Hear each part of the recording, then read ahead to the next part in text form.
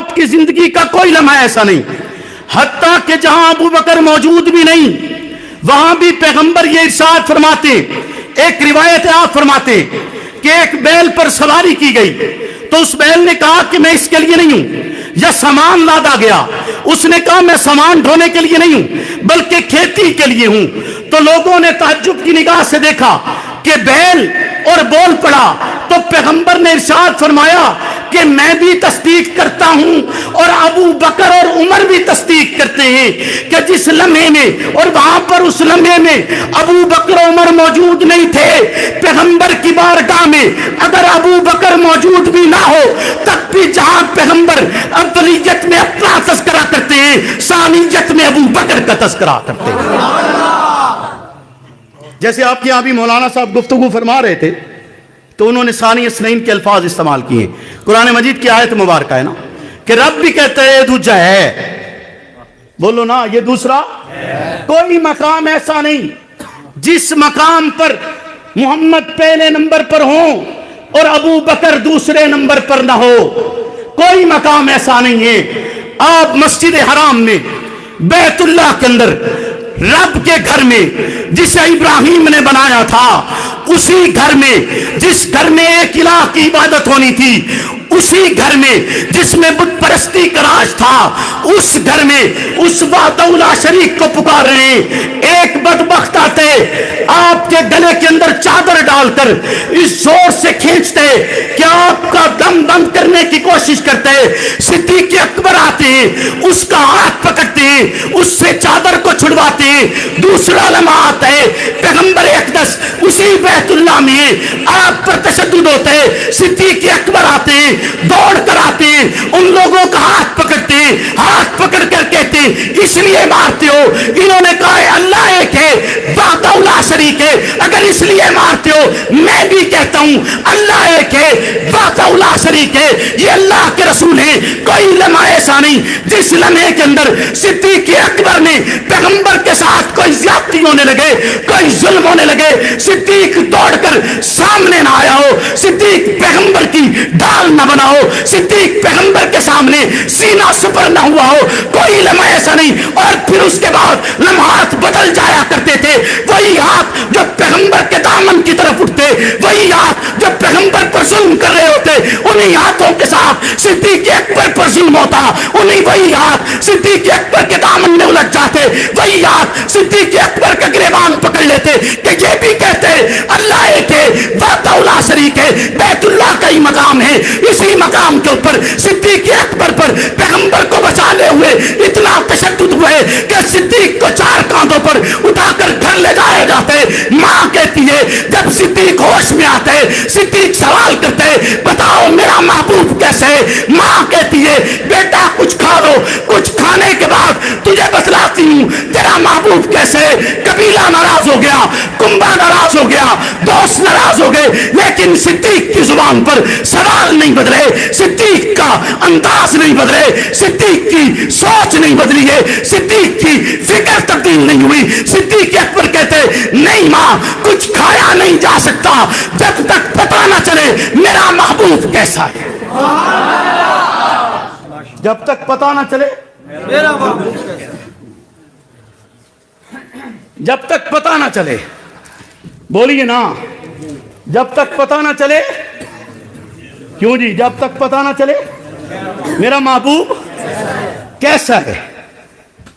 ماں فکر مند ہے، اولاد ہے نا، بولیے نا۔ بیٹا کہتا ہے میں نے کھانا کچھ نہیں، بیٹا کہتا ہے میں نے کھانا کچھ نہیں ہے جب تک پتہ نہ چلے کہ میرے آقا کیسے ہے۔ کھانا نہیں ہے جب تک پتہ نہ چلے، بولو نا کہاں سے لاؤ گے صدیق جیسا، کہاں سے لاؤ گے؟ ابھی تو میں نے ایک منظر آپ کو اور بتانا ہے، اگر آپ سینے میں دل رکھتے، آپ میں جگر ہے اور اس جگر میں قوت ہے، میں دیکھوں گا کہ آپ وہ منظر برداشت کیسے کرتے ہیں۔ یہ منظر ابھی کچھ بھی نہیں، اس سے بھی بڑے بڑے منظر ہیں جو صدیق اکبر نے پیغمبر کے ساتھ لمحات گزارے ہیں۔ فکر تو یہی ہے، یہی تو یقین بنانا ہے کہ صدیق کی قربانی کو پسے پشت ڈال کر آپ اسلام کی تشریح کیسے کر سکتے ہیں؟ آپ اسلام کی یاد رکھیے گا، کسی بھی نظریے کے لیے جو لوگ قربانی دیتے ہیں ان کی قربانیوں کو پس پش ڈال کر نظریہ بیان نہیں کیا جا سکتا ہے. ان کی قربانیوں کو پس پش ڈال کر نظریہ بیان نہیں کیا جا سکتا ہے. اور اگر آپ ایسے بیان کرنے کی کوشش کریں گے تو آپ ختم ہو جائیں گے. آپ ختم ہو جائیں گے، نہیں باقی بچیں گے. ماں جاتی ہے ام جمیل بنت خطاب کے پاس، عمر بن خطاب کی ہمشیرہ کے گھر، جا کر پوچھتی ہے کہ بتاؤ محمد کیسے ہیں؟ میرا بیٹا کھانا نہیں کھا رہا، میرا بیٹا کھانا نہیں کھا رہا. وہ فکر میں ہے، چونکہ اس وقت تک ماں مسلمان نہیں ہوئی. وہ سوچتی ہے ان کو بتا دیا تو آپ کو تو خطرہ لاحق ہے، کہیں نقصان نہ پہنچ جائے. وہ کہتی ہیں میں ساتھ چلتی ہوں. ساتھ آئیں، آ کر صدیق اکبر کے پاس آتی ہیں. ابو بکر ان افراد میں سے جو جب ایمان لایا تو پھر اس نے ایمان چھپایا نہیں ہے. ایمان لایا تو بولیے چھپایا؟ ایک لمحے کے لیے بھی نہیں چھپایا. ایک دن تو بہت بڑی بات، ایک لمحے کے لیے بھی. اور جس طرح پیغمبر تبلیغ دین فرما رہے تھے، اسی طرح اسی لمحے سے جس میں صدیق نے پڑھا اشہد ان لا الہ الا اللہ، اسی لمحے سے صدیق اکبر تبلیغ دین میں لگ گئے. 38 ابتدائی افراد کو صدیق اکبر نے مسلمان کیا. اپنی تبلیغ کے ذریعے انہیں راستے پر لائے، دین متین کی طرف لائے. ام جمیل آتی ہیں، حضرت حفصہ تشریف لاتی، آ کر ابو بکر کو دیکھتی. حضرت ابو بکر سوال کرتے ہیں، کہتے ہیں کہ بتاؤ میرے محبوب کیسے ہیں؟ وہ آپ کی والدہ محترمہ کی طرف دیکھتی ہیں کہ یہ تو ابھی ایمان نہیں لائیں، کس طرح میں پیغمبر کا پتہ بتلا دوں؟ تو جواباً صدیق اکبر کہتے ہیں کہ کوئی بات نہیں، ان کے سامنے آپ بات کیجئے. حضرت حفصہ بتلاتی ہیں کہ وہ ارکم کے گھر میں ہیں. آپ کہتے ہیں مجھے لے کر چلو. ماں کہتی ہے کچھ کھا تو لو، ماں کہتی ہے کچھ کھا لو تھوڑی طاقت آ جائے گی. ابو بکر کہتے ہیں نہیں، اس وقت تک کھایا نہیں جا سکتا جب تک تبسم دیکھ نہ لوں. جب تک تبسم، بولیے نا، جب تک تبسم دیکھ نہ لوں. ماں لے کر جاتی ہے. ام جمیل ہمراہ ہیں، پیغمبر کی بارگاہ میں پہنچتے ہیں. پیغمبر آپ کی طرف دیکھتے ہیں، زخموں سے چور چور ابو بکر، زخموں سے چور چور ابو بکر پیغمبر کی بارگاہ میں آتے ہیں. پیغمبر کہتے ہیں ابو بکر بتلائیے، مسکراتے ہوئے تبسم کے ساتھ ابو بکر بتلائیے طبیعت کیسی ہے؟ ابو بکر کہتے ہیں بس سر پر زیادہ چوٹ آئی ہے، باقی ٹھیک ہوں. اور پھر اگلا سوال ذرا توجہ کر، میں نے جو بات آپ سے کی ہے کہ اس تاریخ انسانی میں کوئی ایک فرد بھی ایسا نہیں آیا جو اپنے جذبے کے ساتھ، اپنے نظریے سے اس قدر مخلص ہو جس قدر ابو بکر تھے. ابو بکر کہتے ہیں اللہ کے نبی، میری ماں میرے ہمراہ جہاں تک آئی ہے بہت فکر مند تھی، بہت پریشان تھی، چاہتی تھی کہ کچھ کھا لیا جائے. میں آپ سے سوال کرتا ہوں، آپ ان کے لیے دعا کیجئے رب انہیں ایمان دے دے. وہ یہ نہیں کہتے کہ اللہ کے نبی اب اجازت دیجئے. کیا کہتے ہیں؟ اس کو کہتے ہیں نظریہ، اس کو کہتے ہیں نظریے سے اخلاص. کہا ایمان کی دعا کیجئے، اور اسی لمحے میں آپ کی والدہ محترمہ ایمان لے کر آتی ہے. اور ایک ہی دن، اسی دن آپ کی والدہ بھی ایمان لائیں، اور اسی دن حضرت حمزہ بھی ایمان لائے. یہ وہ تاریخی دن ہے کہ جس دن حضرت حمزہ ایمان لاتے ہیں. آپ نے حضرت حمزہ کے ایمان کا واقعہ سنا ہوا ہے، لیکن شاید آپ کو یہ خبر نہ ہو کہ اسی دن حضرت ابو بکر کی والدہ بھی ایمان لائی تھی. ابو بکر کا خاندان وہ واحد خاندان ہے جس خاندان کی 4 پشتوں تک یا 3 پشتوں تک صحابی گزرے ہیں، والد اور والدہ بھی، اولاد بھی، خود بھی. کوئی ایسا اور خاندان نہیں گزرا کہ جس کے اس طرح سارے افراد ایمان لے کر آئے ہوں. اور یہ اس انسان کی پیغمبر اسلام سے محبت تھی. توجہ ہے جی؟ بولیے نا. بات یاد رہے گی؟ عنوان یاد رہے گا؟ آگے بڑھیں. تھک تو نہیں رہے مفتی صاحب؟ آپ تھک تو نہیں رہے؟ بولیے جی. توجہ ہے؟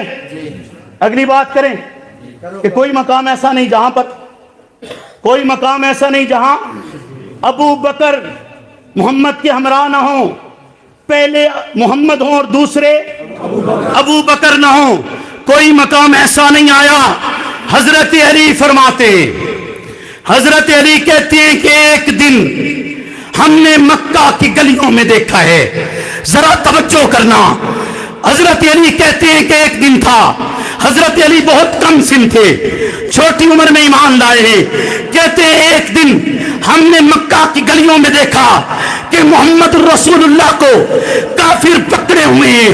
کوئی ایک طرف کھینچتا ہے، کوئی دوسری طرف کھینچتا ہے، کوئی ایک طرف سے دھکے دیتا ہے، کوئی دوسری طرف سے دھکے دیتا ہے، کوئی آپ سے بدتمیزی کرتا ہے، کوئی آپ پر طعن و تشویق کرتا ہے، کوئی آپ پر تشدد کرتا ہے.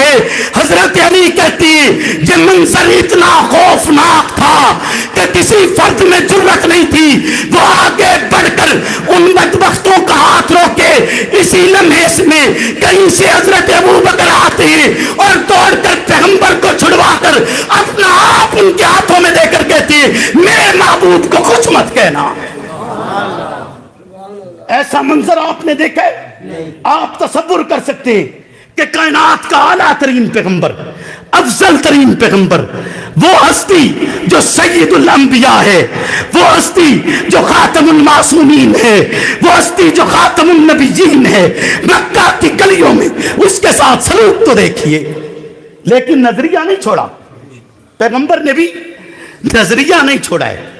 آپ زمانہ تو دیکھیے، حالات تو دیکھیے.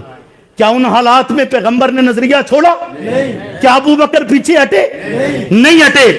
ابو بکر پیچھے نہیں ہٹے. وہ ہر اس مقام پر جہاں محمد پہلے نمبر پر تھے، ابو بکر آپ کے ہمراہ دوسرے نمبر پر تھے. اسی لیے تو کہا گیا، اسی لیے تو رب نے کہا ثانی اثنین اذ ہما فی الغار. اس کے لیے بڑے خوبصورت اشعار ہیں، بہت خوبصورت اشعار ہیں کہ ایک شب تار ہے، ایک شب تار ہے. شب تار اندھیری رات، خوب اندھیرے کی رات، جس رات میں چاند نہ نکلا ہوا ہو، ایسی رات جس رات میں روشنی نہ ہو، ایسی رات جسے ڈراؤنی رات کہا جاتا ہے، ایسی رات جس میں مائیں اپنے بچوں کو چھپا لیتی ہیں، ایسی رات جس میں لوگ گھروں سے باہر نکلنا گوارا نہیں کرتے. ایسی رات ہے. ایک شب تار ہے. تار جیسے تارکول آپ کے یہاں استعمال ہوتا ہے، سڑکوں پر بچھایا جاتا ہے، کتنا سیاہ ہوتا ہے. یعنی اس طرح کی سیاہ رات ایک شب تار ہے اور ایک غار ہے. ایک شب تار ہے اور ایک غار ہے. اور اس غار میں ایک سچا ہے، ایک سچا ہے، ایک سچا ہے اور ایک سچائی ہے. ایک سچا ہے اور ایک سچائی ہے. اور اس پہ شاہد ہے رب کا قرآن بھی، نورانی فرمان بھی. زانوے یار پر، یار فی الغار پر، دولت دو جہاں جلوہ پیرا ہوئی، فیض فرما ہوئی. دولت دو جہاں جلوہ پیرا ہوئی، فیض فرما ہوئی. اور اس غار کے کونے خدرے میں موجود ایک سانپ سے یہ تقرب کا منظر نہ دیکھا گیا. اور اس غار کے کونے خدرے میں موجود ایک سانپ سے یہ تقرب کا منظر نہ دیکھا گیا. سانپ نے ڈس لیا، سانپ نے ڈس لیا.